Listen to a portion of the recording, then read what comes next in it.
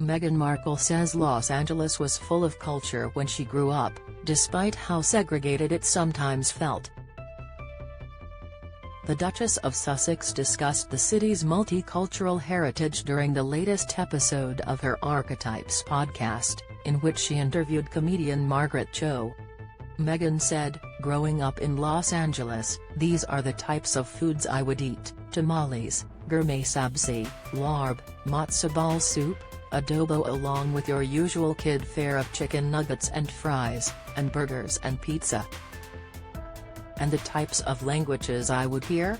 Honestly, more than you can imagine. From Armenian to Farsi, Korean, Spanish, Hebrew.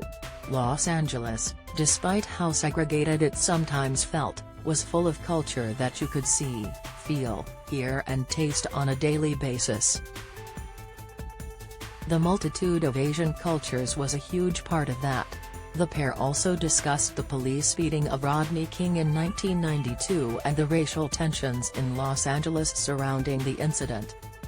Cho described how her show All American Girl came out in 1994, 2 years after King's beating sparked the L.A. riots.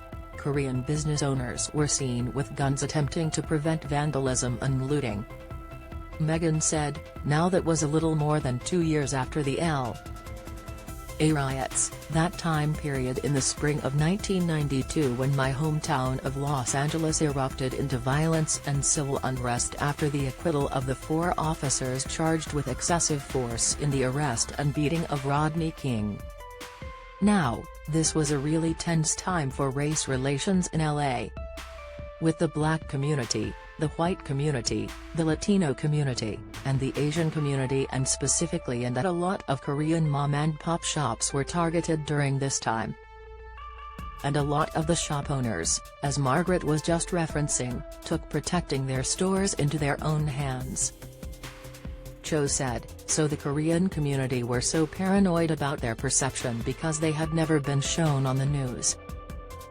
They'd never seen themselves on the news or seen themselves in American culture at all, and then suddenly there was this image of them in this sort of very violent context that they were really uncomfortable with.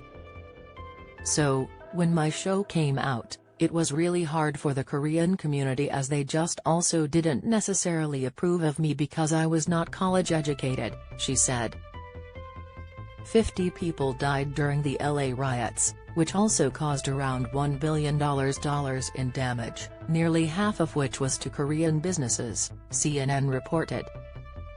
Chang Lee lived through the violence and told CNN in 2017 that he believed the police had abandoned the Korean community in order to protect richer parts of LA. He said, "I truly thought I was a part of mainstream society. Nothing in my life indicated I was a secondary citizen until the LA riots. The LAPD powers that be decided to protect the haves and the Korean community did not have any political voice or power. They left us to burn."